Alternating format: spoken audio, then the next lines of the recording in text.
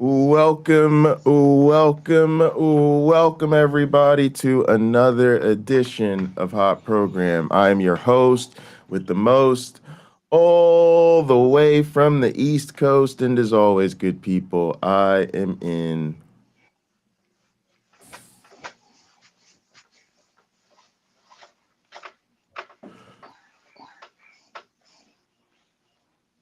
airplane mode, and now a man who is with child. A man who needs no introduction. Well said, Pocket Luck. How you doing today, my one black friend? I'm I'm doing doing great. great. My My daughter is daughter is joining me for the joining me for the beginning. beginning. She needs She to needs take to a take a nap. nap. She woke She up woke an up hour an and a hour and half a half early, early, and she and she shows it. shows it. She's getting I'm big. not I'm not saying I saying I don't don't look look worth. worth. Yeah, Yeah, she's she's 1 year 1 year old. old. She just turned a Wow. Can't year. believe it's been a year already. Mm-hmm. Mm-hmm. Wow. You want Yeah, to she's say a lot hi? bigger. You want to You say want to say hi? hi? You don't want You to don't say want to say anything, do anything, you? do you? It's It's so so cute when you cute when say you say hi. hi. Yeah, my one little black friend. Hey, Paulie B, good to see you. Paulie B been on a bit of That's a my friend. rager. That's my good friend, among Among others. others. I've been late to the last couple Uncle Bobby videos. I got to get in there, get one of my wins. Also, quick reminder, y'all, we opened up our new. Oh, you're getting an echo. Let me see. Mm-hmm. Mm-hmm. Oh, that's because it changed the audio source for my one black friend.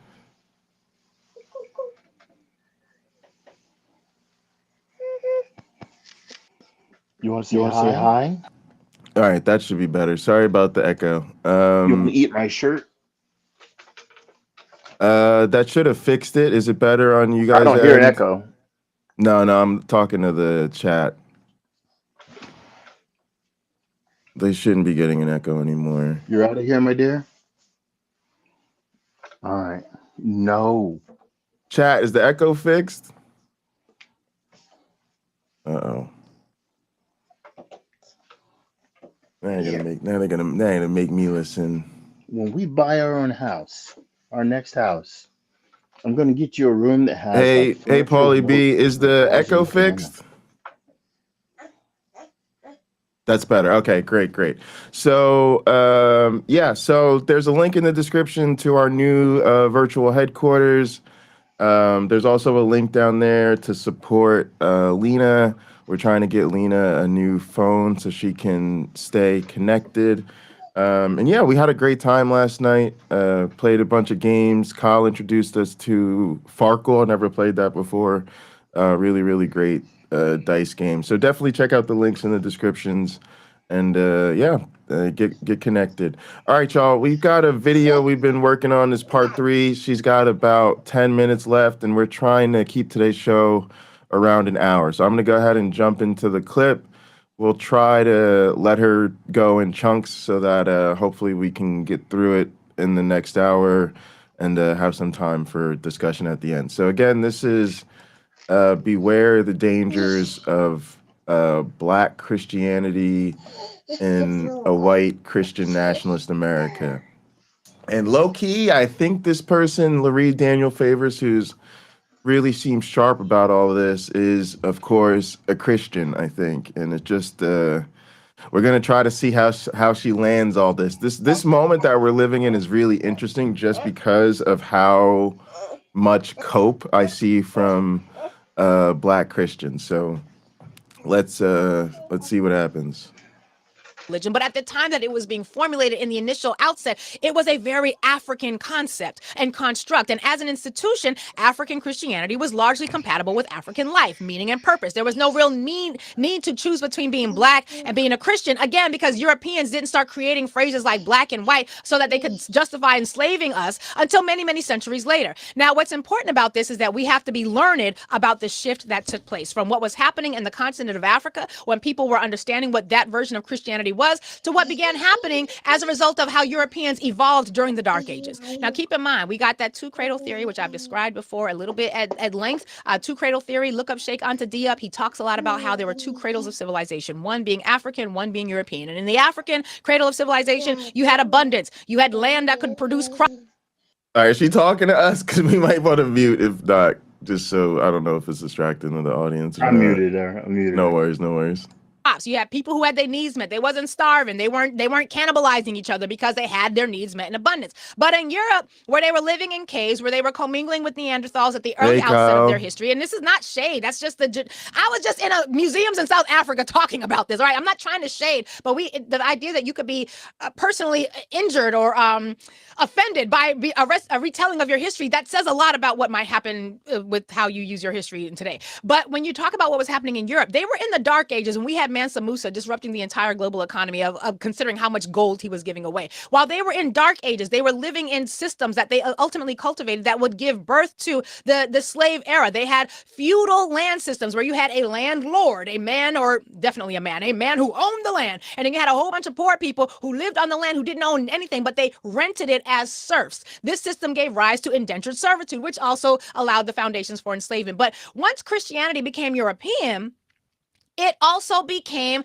a fundamental tool of African domination and white Christian nationalism. Now, I'm going to be reading from the Equal Justice Initiative. They have this phenomenal article that talks about European Christians and how they began embracing Christianity. And this article is called The Role of the Christian Church. And in the role of the Christian church, some of the things they talk about, in fact, you know what? Let me share my screen because y'all be thinking, we're going to show you some sources. We're going to show us how to read and interpret sources. All right, here we go. Starting in the 15th century, we see here, when European powers initiated contact and commercial activity with sub-Saharan Africa and continuing throughout the following centuries, organized religion played a leading role in developing, supporting, and legislating the transatlantic slave trade. Rooted, it says, in a belief that their duty to spread Christianity justified their actions, religious organizations did not only embrace human trafficking and the enslavement of millions of Africans, they actively participated. In 1452, we scrolling down, in 1452 and in 1455, Pope Nicholas V formally supported Spain and Portugal's mass kidnapping and enslavement of Africans because it would help to Christianize, not liberate, Christianize enslaved people. In 1548, Pope Paul III uses his apostolic authority, whatever the hell that is, to declare the slave trade legal in the eyes of the church, which empowered the religious monarchies in European nations to continue to engage in transatlantic trafficking. What this means is there were questions about whether or not this shit should continue, and the church was like, no, we good.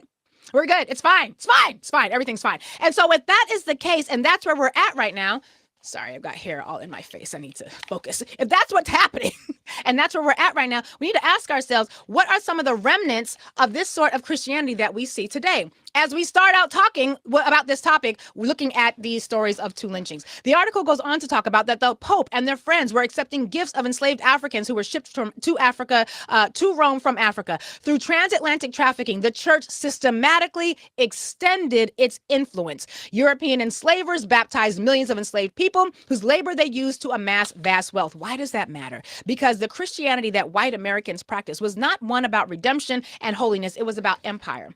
It was about empire. And on a day like today, when we are dealing with white Christian nationalism being at the heart of declaring war against people who are in disagreement with their perspectives, when we're looking at white Christian nationalism being at the heart of allowing an administration like this one to destroy black communities by canceling access to funds and resources that were set aside to specifically help them ameliorate the harms of the white nationalism that got them poisoned in the first fucking place.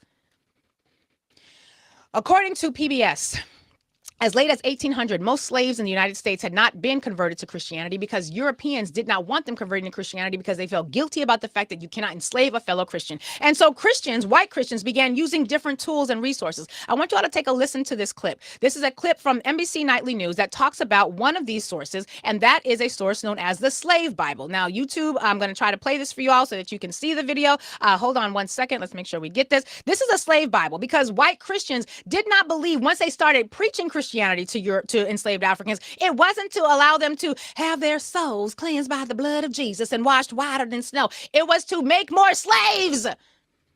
If you're a black Christian today and you're not grappling with this and you are embracing a Christianity of white nationalism, you and I, we don't serve the same Jesus. You're serving white nationalism. There is a difference. But let's look at this video and talk about some of the ways. All right, y'all. I promise we're gonna try to let her get through this. I'm just so confused. My flabber is all the way gasted.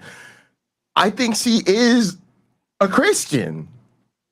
I mean, like I look her up and her page celebrated her 45th birthday or whatever, and she said Mother, Father, God orchestrated her life. I don't even know what mother, father, God means, and she wanted to Oh, be that's new blessed age. by That's the a new agey ancestors. kind of thing to It's say. very new agey, man. It's Yeah. very like I don't know. This thing is weird. So I need to hear that last statement because it sounds like she's trying to hit black folks with that metacognition, with that you need to think about your thinking. You need to reflect on how you came to know this Christianity thing.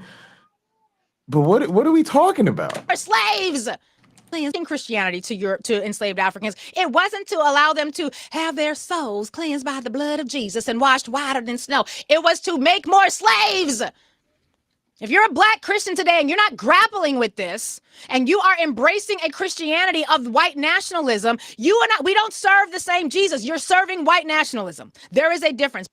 And see, that's the code. We don't serve the same Jesus. Is it Jesus or is it not Jesus?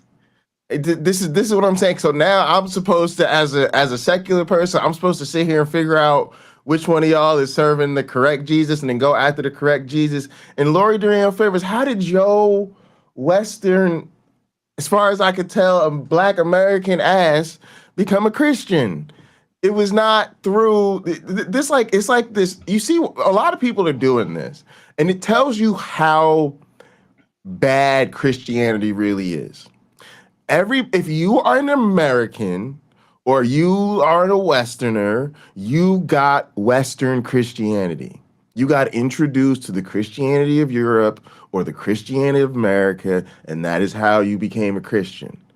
Mm-hmm. What is with the white boys being like, oh, I'm Orthodox and I'm in touch with the earliest traditions and I've reconnected to the early church from thousands of years ago, how the early Christians practiced it in the times of.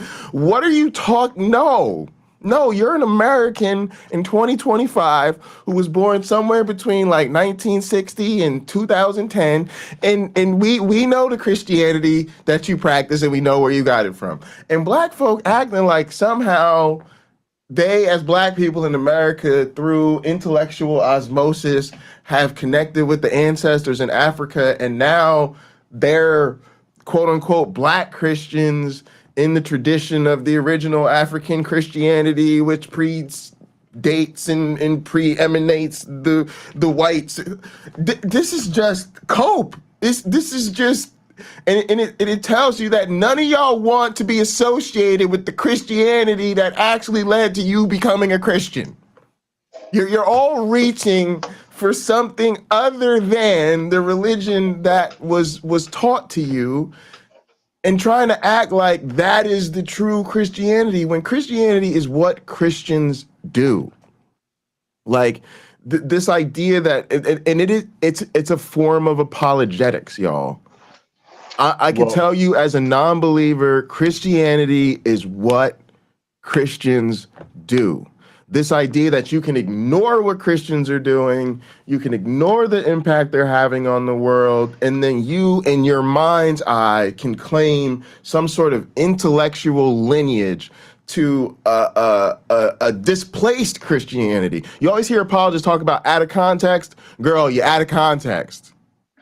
Out of context. Black Christianity, as it was practiced in Africa traditionally, has almost nothing to do with what we are dealing with in America these days. Go ahead, my one black friend. I think a key thing to remember, Pocket Locker, is that American Christianity is marketed to them as a personal relationship with Yeah, Jesus, a yeah. personal relationship with God. So it really is faith on your own terms. And Mm, I think that's something key to remember. She is generalizing. She is, to borrow from Tom Likas, broadcasting. What she's saying is a broad message, not a narrow one. And I think we need to understand that about the way she's communicating this message and the words that she's using, right? They reflect that. One thing she is exposing is that there is a Christianity people believe. You're saying the same thing. There's a Christianity that people believe in, and then there's Christianity, or the Christianities people believe in, and then there's Christianity. I could even argue successfully, probably, that within the space of the Bible itself, there are multiple Christianities there. Mm-hmm. It's not just one. Mm-hmm. Um, Sadly, I mean, I think they're going down the wrong path. A lot of them. I think they believe in some false things. All of them. If they think Jesus was real, I don't think he was. But I think that's what's going on. Obviously, not unlike myself, the slavery part offends her. It does me. And when I sort of picked up on the fact, like, wait, God has all these rules in the Bible for how slaves are to be dealt with. Why doesn't he have rules saying you can't have slaves? And But I would that tell, caused a big severance between me and the God of the Bible, thinking you had a chance to fix one of the greatest errors that history has ever made, and you didn't do it. and you didn't do it. You didn't do it. And I of course would take it one step further and just say to most Christians, get comfortable with it. Get comfortable with it. You love slavery. You love slavery. I will repeat, you love slavery because There's a Christianity is the few. desire to be a slave. No, not There, a few, not a few, all of well, them. what I wanted Again, to say was okay, good. you'll find a few YouTubers who will openly express that. G-Man is one of them. Like in even modern times, under the right conditions, he wouldn't mind being a slave. And there's a part of me that says we can test that. We can actively test that. There are parts of the world I could ship him to. When I can afford the ticket again, I'll ship him there. We'll see how he does. You can get your cell phone back after 2 years, and then you can call for help. Call the freaking A team, have them extract you from the slave state if they're coming. But I don't think he'd like it. He's just saying that it would be okay. It would matter to him, to, I guess, maybe it would prove that he's serious. And when the Bible is telling slaves to be good to their masters and be exemplary slaves, I would have heard that and been like, somebody can F all the way off, all the way off. And I hope the master doesn't sleep well tonight. He Yeah, will but for part of it, but if I can get to him, that's the problem I have with all Christianity is it is the desire to be a slave. They romanticize it. They try to make it like it's quote unquote good slavery. That's literally their belief. Their belief is that it's good slavery when it's to God, right? I'm sorry, like But we but have a very go ahead. but we know that's false, right? Jesus said to the rich young ruler, "Sell all you have and give it to the poor." Right? There's all these scriptures that talk about the righteousness. I mean, the rich have their reward right here on earth. They're not going to see heaven. They won't see the kingdom, right? They won't. Well, if that is the case, and the kingdom isn't purely symbolic, meaning you stop caring about what you don't have and focus on what you do. Don't focus on what you can't give. Focus on what you can. And that becomes the kingdom of God here on earth that men do not see. And there isn't a place to go to like Chicago. Then okay, you're gonna feel it. You're gonna be happy. You're gonna immerse yourself in it, and you don't have to sell all you have to get there because you don't have much It's already. just all so fake. Honestly, I don't really believe the Bible teaches to give away your riches. I don't believe the positive messages in the Bible. That's something I should just state very clearly up front, and people should understand. I don't take the Bible seriously at anything. I think the best you get from the Bible is like a used car salesman playing word games on you. And I think it's very much the way Christians are today. I think the same way today Christians do hate. We say there is no hate quite like Christian love. I'm Christian gonna love. repeat that for all the Christians in the audience. There is no hate quite like Christian love. What does that mean? That means you could call it Christian love all you want to, but the rest of the world sees it for what it is. We know exactly what it is. We name exactly what it is, and we call it based on its proper name, which is hate. So all of the give away your stuff and be good to, I just don't buy any of it. It's just all a sales pitch from people who I don't believe, because again, we see how their beliefs manifest themselves in the world, and it's always ignorance and abject cruelty. So that is what I think Christianity is. And I think what it's doing with all of the positive messaging is just brainwashing people. It's just brainwashing You know that suckers happens. into, yeah, they have to. They have to. You couldn't do it. You couldn't really do the dirty work they need you to do if you saw through it. So they need to convince you that that is really this positive pro-social thing for you to be doing. But be clear, you ain't gonna never convince me. And then this comment here from Hint of Shrimp, I don't know where they think they're at. I'm white and I'm more into Gnosticism than anything. The Christian elite is mostly Promethean secret societies looking to Albert Pike, really racist and very much a mystic pretending to be a Christian. This comment feels like a mystic pretending to be a Christian. Sorry. Don't know what's going on. I'm not privy to the inner world of these type of debates, but this is the type of nonsense we're talking about. God isn't real, okay? It's a fairy tale. We have scientific knowledge of the fact that we evolved. So to me, the Yeah, we entire know. principle of God knowledge is completely undermined, and I don't even know what that means. I'm mostly into Gnosticism. Like, isn't the term Gnostic about knowledge, but people of faith are somehow Gnostics? I don't get it. That's what I mean. Well, they It's know they more believe. word They can games. be sure of that. They know they believe. God is the But collective underlying consciousness we all share that separates into our experience through the physical world and our bodies. We are God. We have amnesia. No, we are animals. We are human beings. Gods are things that humans made up. I don't even know. Why would I even want to be a god? This is the type of silly shit I'm talking about. People assume that God is this great, powerful. Gods don't exist. I am far superior right now as flawed Jason Bundy to the concept of being a god, which is not real. And as a human being, what good would it do to call myself a god, as though I can't value who I am right now in this body unless I can be convinced that I'm something other than what I am? Unless I can be convinced that I have this deep-seated spiritual, supernatural, otherworldly power that this is the problem. Why do men want to believe that they're gods? We're men, we're people. I don't mean men gendered, I just mean humans. Like, we're people. Like, there's no reason as people to tell ourselves that we're anything other than people.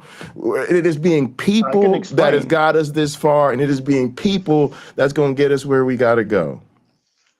I think pocket locker people want to feel they are godlike so that they feel less powerless, so that they feel maybe some of the hardships they're experiencing are a bit of a choice and not merely things that are happening to them, but things that are happening through them. And doesn't that all sound like something we've heard Yeah, but from religious systems? it's such a huge problem, because number It's one, coping. it's It's cope. coping. Yeah, absolutely It cope. is. You're denying your humanity.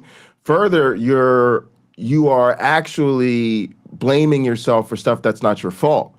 Again, we have real human problems to solve, and when you give yourself this fake agency, number one, you overlook the fact that, again, we are social species. And I mean this serious. I'm gonna get a little bit nerdy on y'all, but as somebody, like, I'm teaching sociology, I'm teaching cultural anthropology, you have to understand that fundamental to these fields of social sciences is that the things we go through and experience as human beings are social phenomena, meaning something like that you think of as being very individualized, like suicide, crime, the decision to have an abortion, the decision to get married, what you pursue in your career. We all think of these as individual things, that they're like, I'm doing some individual, but they're social products. We can demonstrate empirically and scientifically that certain social conditions create the social phenomena that then people are constrained in their choices, and that is what leads to our societal ills. So when you spiritualize life, when you spiritualize problems,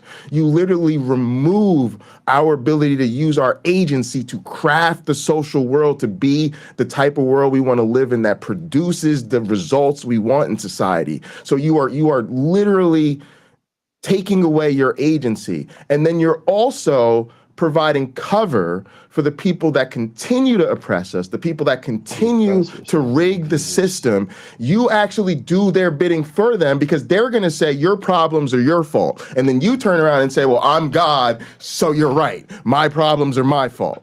Nah, I'm not. That's why I'm not having it. Like, that is literally dangerous messaging, and I'm not here for it. This is why we got to stop with the spiritual mumbo jumbo, y'all. There's nothing to that. All right, let's let her roll because I feel a strong rant coming. I need to resist the temptation. Talk about some of the ways in which our communities were taught a version of Christianity that was fundamentally in opposition to what Africans had been practicing up until that time. Let's look at this video and take a listen. Inside Washington's Museum of the Bible, a single volume that is like no other. The so-called Slave Bible, remarkable not for what's in it, but for what's not. So about 90% of the Old Testament's been removed, and about 50% of the New Testament's been removed. To put it another way, a normal King James Version has 1,189 chapters in it. The Slave Bible has only 232. Missing are chapters. Wait, sorry, the chat has distracted me. Anybody in chat trying to, y'all need.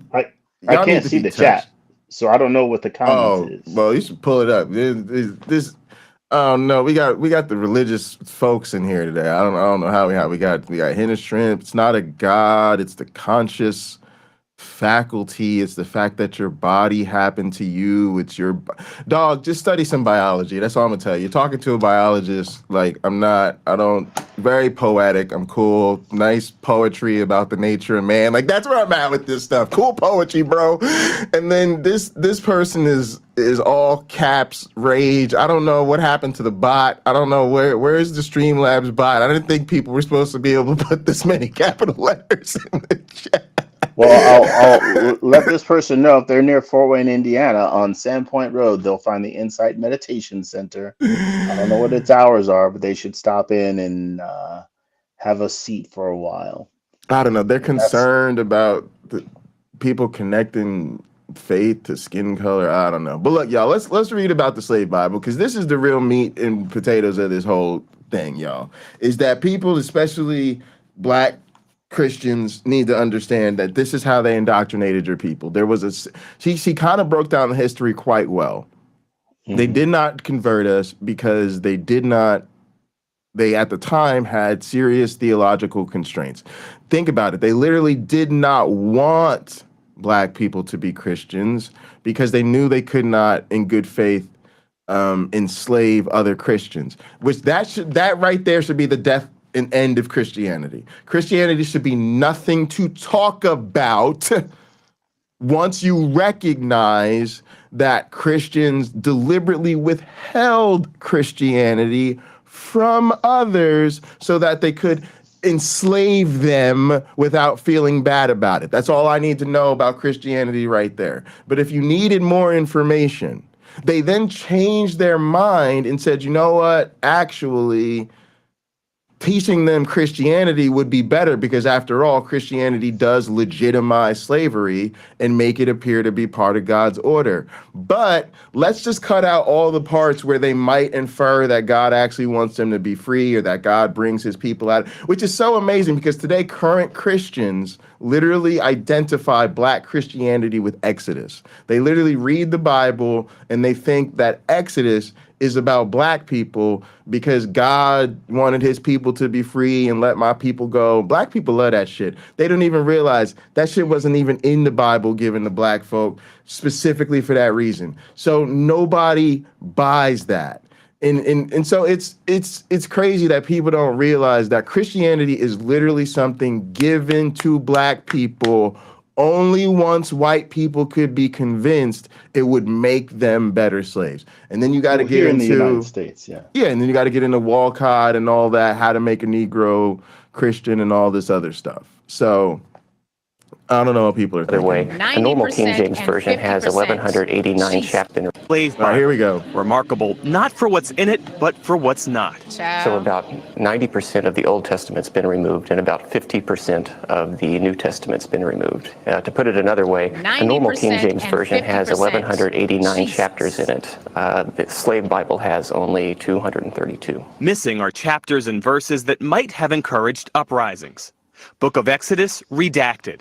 No story of Moses demanding Pharaoh, let my people go. Gone is Galatians, and the verse, there is neither bond nor free, for ye are all one in Christ Jesus. And no Jeremiah, woe unto him that useth his neighbor's service without wages. What they've left in are verses such as Ephesians 6:5, which is the famous verse, slaves be obedient to your master. Looking at this Bible, it's hard to tell that anything's been taken out of it.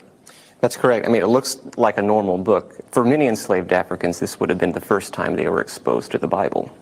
A Bible Or reading. selectively edited to instill obedience, using religion to underpin the horror of slavery. When people encounter this exhibit, what lasting impression do you want them to leave? And again, let's be clear. Motherfuckers, they still didn't want us to be able to read said Bible. We still weren't allowed to read. Yeah, We very few weren't allowed to people. have an education. And also, like, I just can't understand how people just don't understand just the horrible racism of just the entire world's history. The fact that black people and women and poor people couldn't own land, the fact that we were exploited. People don't realize that even the capitalism we deal with today is a direct lineage with the feudalism in the slave society, and none of the economy as we know it today would be possible without this institution. So again, I still live in an ugly fucking Christian country that even today in 2025 doesn't want to be honest about its history of slavery, doesn't want to be honest about its history of racial discrimination, doesn't want to be honest about how all these marginalized populations actually were introduced to Christianity in the first place, wants to end DEI, doesn't want to celebrate Black history, doesn't understand Black history, considers all Black people to be DEI hires who are unqualified. This is just the type of stuff where I just don't even understand how people want to like pretend that this Christianity thing is cute. I find it such an abject insult to my intelligence and, more importantly, my dignity as a human being, and even further, to be specific, my dignity as a Black man. Just the fact, I'll be honest with y'all, I'm insulted that people can come through my chat and see a Black man on screen talking negatively and truthfully about Christianity and literally spiritualize Christianity in the goddamn live chat of my goddamn channel. I find that so unbelievably insulting. And I think people are so dense. They believe.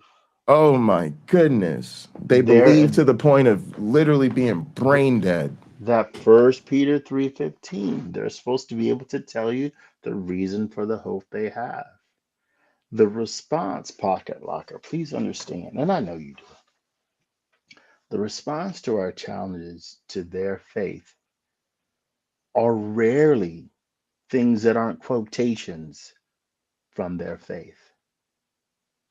Am I wrong? No, it's like They don't say, well, Pocket people Locker, in they'll one use, book.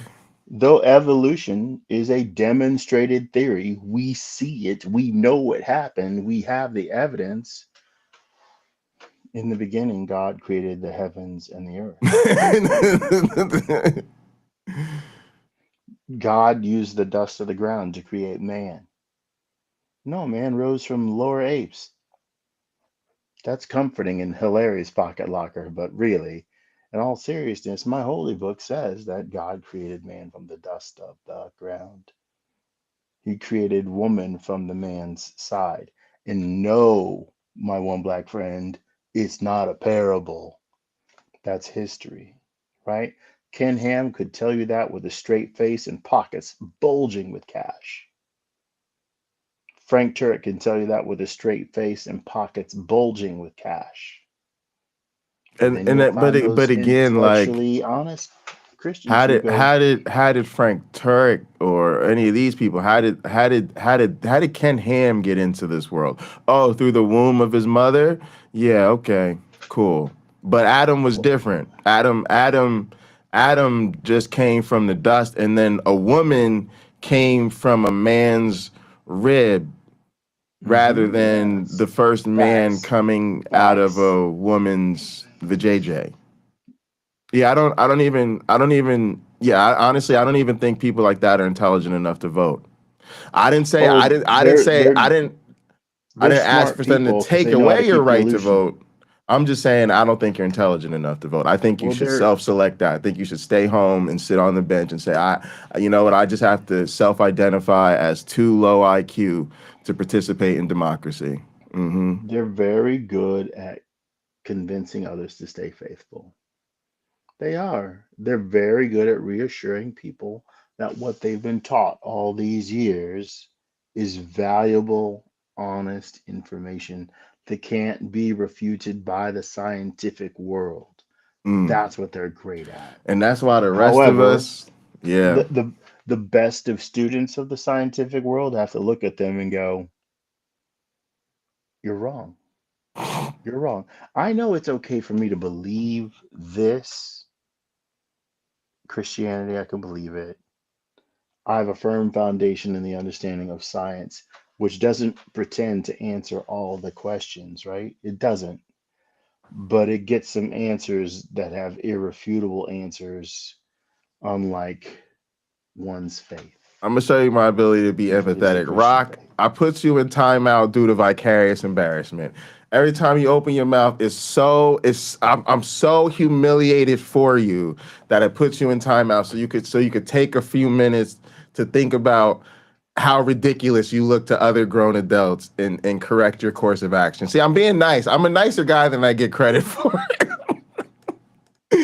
But we want to pass the So message on that may merciful. this never happen again.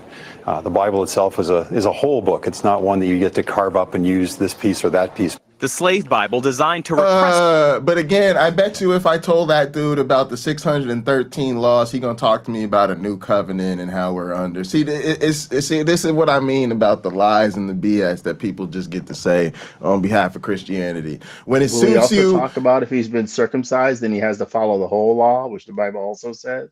yeah, that's the weird thing. Got to follow that part, but then it's a new. I don't. It's so Most, twisted. if this person is an American male, most American males have been Yeah, circumcised. we were circumcised. Yeah, I was circumcised. I guess. Yeah, I don't know. I guess they didn't tell my parents about the new covenant before they decided to circumcise us. Rebellion, but it didn't work. Enslaved people in the Caribbean constantly fought against slavery until emancipation. I think it's very relevant to understand our history, not just American history, but our African American history, our roots, and how we got to this point. A dark chapter in the history of the good book. Jeff Bennett, NBC News, Washington. Yeah, I didn't catch it, but that person was a Christian too. I'm gonna let her roll so we can get out of here. Now, as I describe in the podcast more in depth, there are a lot of people who will say, "Oh my Lord, Larry, you are being so harsh against these enslavers. They were Christians. They just did not know at the time that it was bad." Well, as I describe in the article, we get into an author by the name of David Walker, and he wrote this phenomenal piece for which he was murdered during enslavement. And he was basically saying, these white Christians are enslavers and they're evil. Like this, we should be able to call The this big evil. choose This your is own not good. adventure book. And for everybody who says they were just Mhm. people of their time, we know that being people of their time was not an excuse, because people of that time was like, what you're doing is evil and this is wrong. David Walker says in his David Walker's appeal, for which he was killed, quote, "Never make an attempt to gain our freedom of natural right from under our cruel oppressors and murderers until you see your way clear. When that hour arrives and you move, be not afraid nor dismayed, for be ye assured that Jesus Christ, the King of heaven and of earth, who is the God of justice and of armies, will surely go before you. And those enemies who have for hundreds of years stolen our rights, kept us ignorant of him and his divine worship, he will remove. Millions of whom are this day so ignorant and avaricious that they cannot conceive how God can have an attitude of justice and mercy to us because it pleased him to make us black. Which color Mr. Jefferson," talking about Thomas Jefferson, who was probably busy raping a black girl at that moment, which Mr. Jefferson calls unfortunate, as though we are not thankful to our God for having made us as it pleased himself, as they, the whites, are for having been made white. They think because they hold us in their infernal chains of Time slavery out. that we wish to be Walker, white Walker. or of their color, Can you but they pause are it, dreadful. please? Audience, Pocket Walker, think about what she is reading. She is quoting the writings of a man who is a black Christian at the time when slavery is legal. He is locked in hook, line, and sinker I know it's to devastating. believing in what we're hearing. He is locked in. Whether he truly believes it or not, outside of the letter she's reading, I don't know. I don't know anything about David Walker. I have to. However, what we're Okay. hearing, he is sold out for Jesus. Go ahead, Pocket Locker.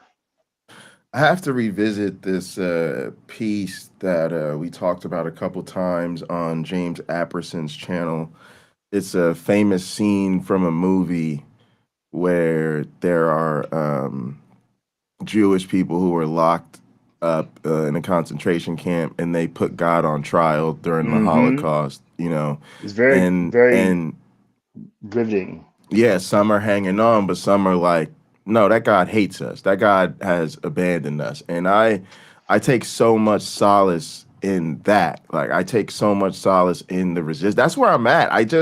And it's very difficult to live my truth, but I'm realizing that that's my power. My power is to get in somebody's face and say, no, I'm a former Christian. Say that shit to me. No, tell me how reasonable. Tell me how logical it is. Tell me, because they put me through it. You understand? So now it's like I'm getting to that place where I'm finding my strength to tell people, like, no, I'm a former believer. I'm not gonna let you lie to my face about Christianity anymore. Like I'm not gonna do that. But that's me. I'm trying to identify with that resistance. What that guy was just talking about, I know that so many black folk find strength and hope and all of that stuff there, but I just heard Stockholm syndrome of the worst kind. And again, like all of this reclamation, it matters too, because part of what has happened, and I think this part of what's going on, and I just kind of put this together in the moment talking to you, but I feel like a lot of it is because that worldview has legitimized spiritual warfare. And so then it allows that spiritual warfare. Sorry. So within you know what I mean? So now it allows for within their own conflicts and their own engagements for them to feel like they're now engaged in the spiritual warfare. And so I think like that's what you're hearing in that, right? Is you're hearing the spiritual warfare, him sort of claim Christianity and God for his cause, for his identity, for his people, right? And then saying, we're not going to let them win the spiritual battle of claiming our sort of religious heritage. But what I hear is, again, people putting their hope in a bunch of fairy tales, lies, and nonsense. And I hear black people putting their hope in fairy tales, lies, and nonsense that were forced on them as enslaved people. And so to me, there's no way. And this is the thing that scares me even about what she is doing. There is no way in my understanding to respect the ancestors, to respect the history, to honor the real truth about what happened, other than to leave and completely abandon and resist Christianity.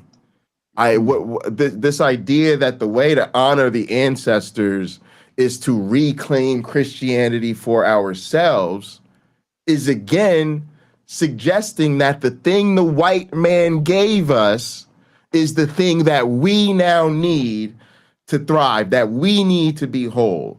And now it doesn't matter that it's not true. We need it because we got to reclaim it from the white man. That's Stockholm syndrome, because you're literally prioritizing the thing the white man told you to prioritize without any inclination that the thing the white man told you to prioritize even exists.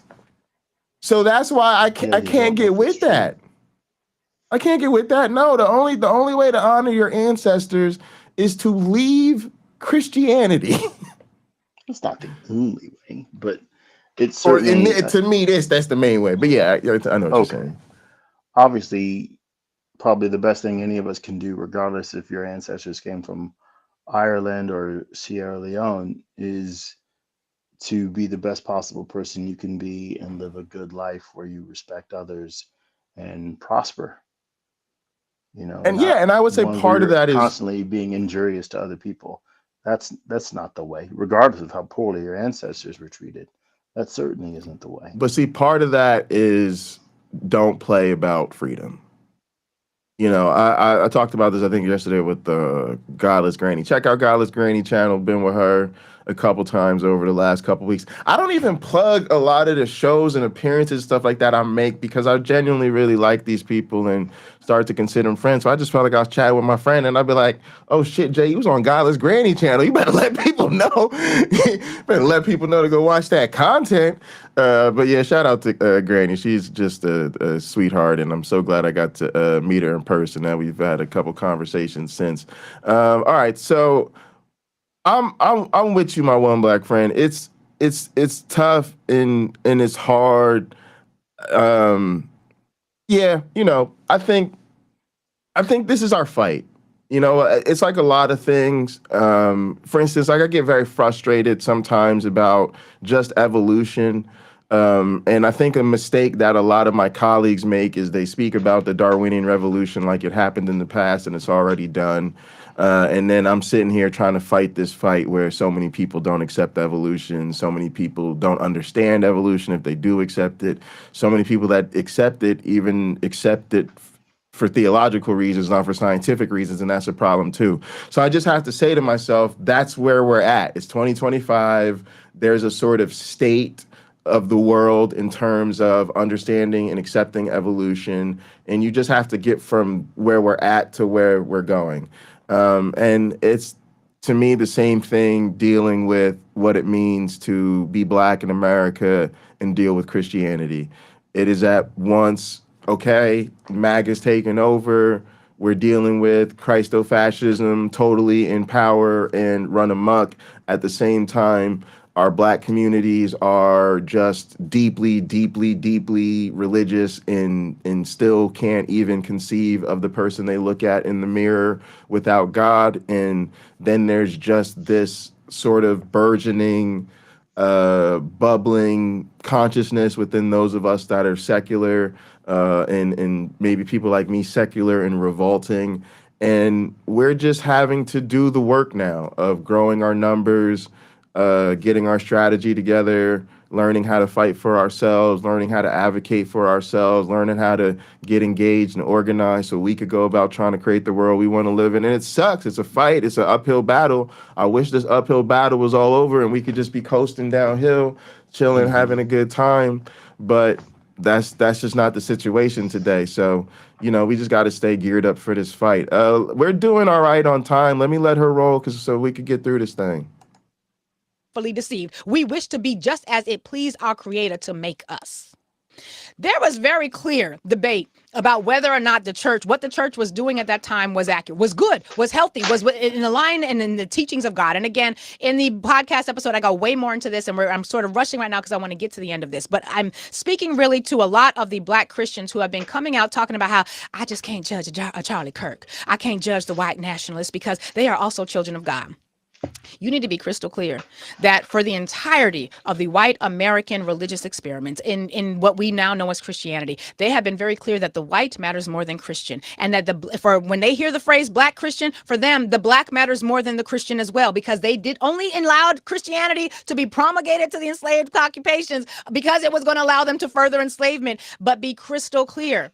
If you cannot have a race, a liberation theology rooted, a James Cone approach to understanding what is happening in this moment right now, because I've seen a lot of them say, we don't worship the same Jesus. You're right. We don't worship the same Jesus. If you cannot call out white nationalism when it is raging, we don't worship the same Jesus. You don't worship Jesus at all. You worship whiteness.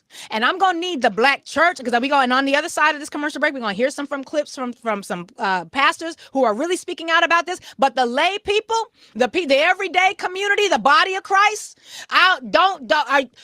There are two types of Christians in American theology and in American reality. It's the white nationalist enslaver Christians, and it's the Nat Turner Christians. Choose ye this day whom you gonna serve. Choose ye this day whom you gonna follow. Choose ye this day which type of Christianity you gonna be calling. Are you calling on the God of liberation, or are you calling on the God of whiteness? They are not the same God.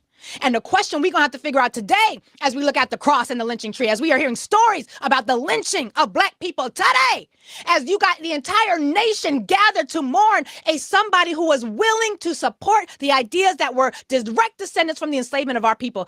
Oh, I guess I shouldn't say everybody, because Donald Trump went golfing when everybody else was at that memorial for that man. Choose ye this day, church. Who you going to serve?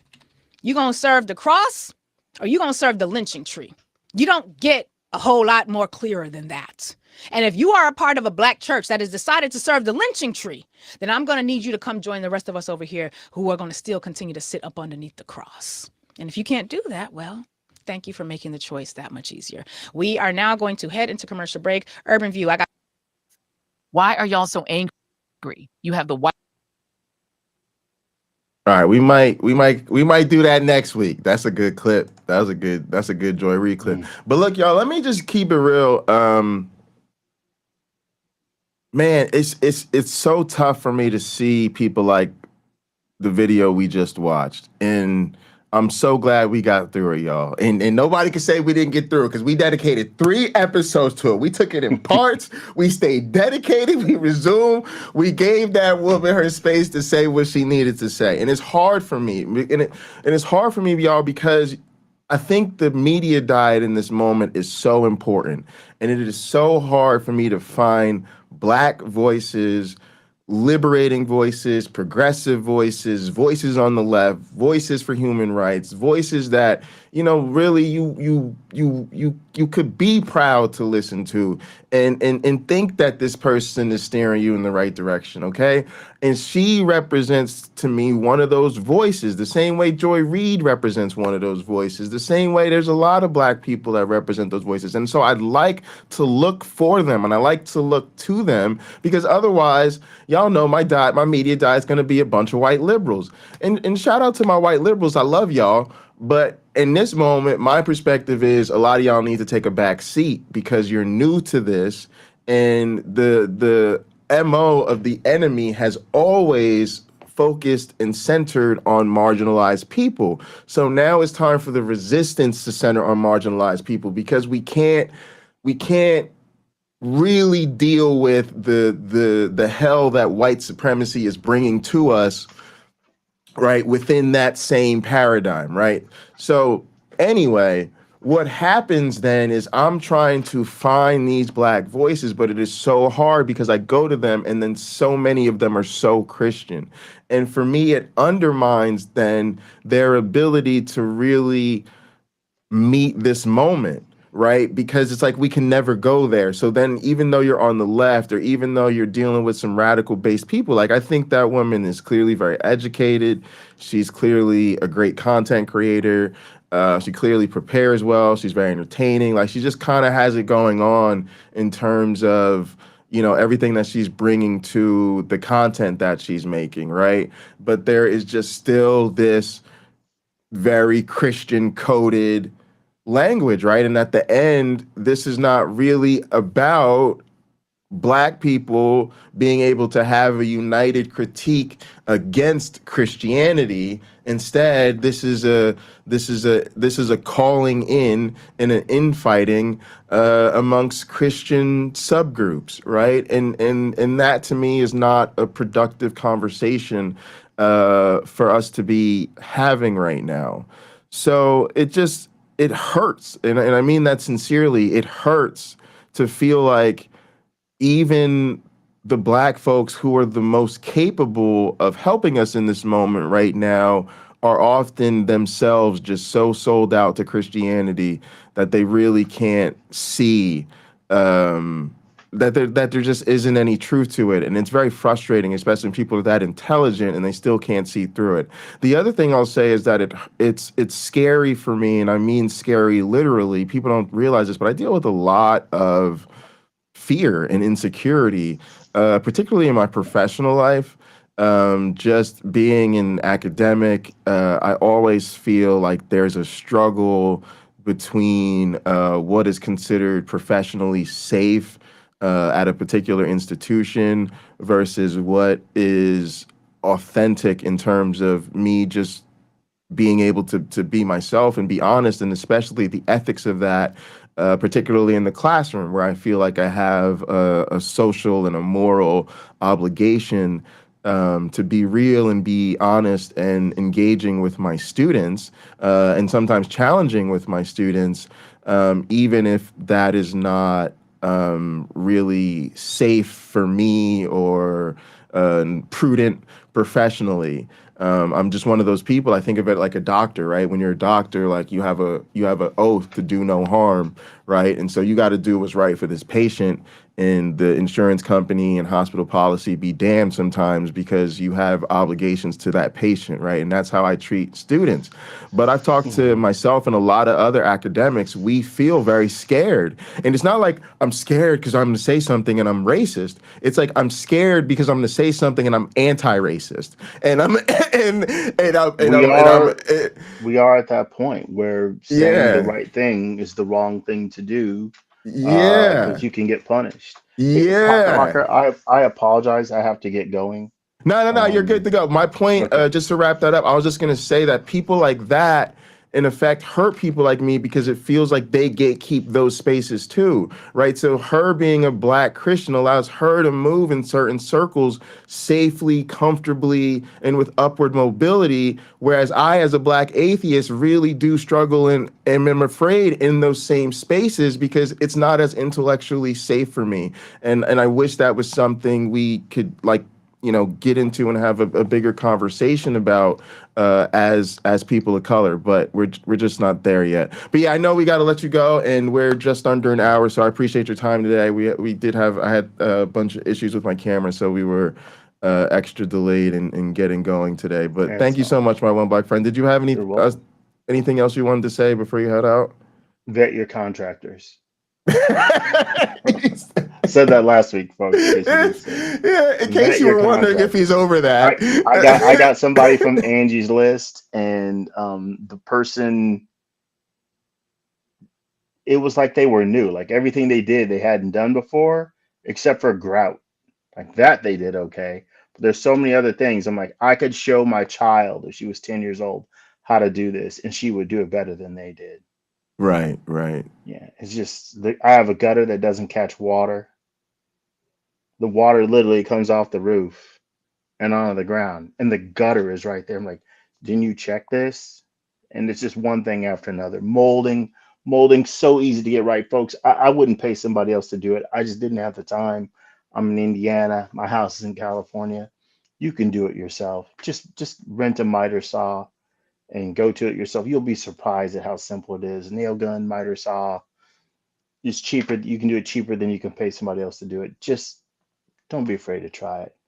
You'll definitely do better than the guys I had do my house, who, in my opinion, should not be doing anything related to construction unless it was construction paper where they're cutting out Right. shapes, to make like the people holding hands. They probably could do that okay. But yeah, don't let them work on your house. Vet your contractors. For sure. Hmm. All right, gang. Well, that is going to do it for us. Again, quick reminder, we're trying to raise some funds to help Lina get a new phone. So please consider donating or sharing the link in the description. We'll be in our new virtual headquarters, which we kind of debuted on a stream last night. So there's a link in the description to come hang out there. And yeah, a lot of fun stuff going on there. And then, yeah, I was on Godless Grannies a couple times the last couple weeks, so definitely check that out. And we'll be back for Black Free Thinkers, not this Monday, but the following. All right, that's going to do it for us. Thank you all so much for tuning in. Really appreciate it. Thanks to everybody in the chat. Thanks to all the mods. If you're watching later, leave us a comment. Like the video before you head out. We really appreciate it. And as always, be good to yourselves. And vet your contract. I mean, and each other.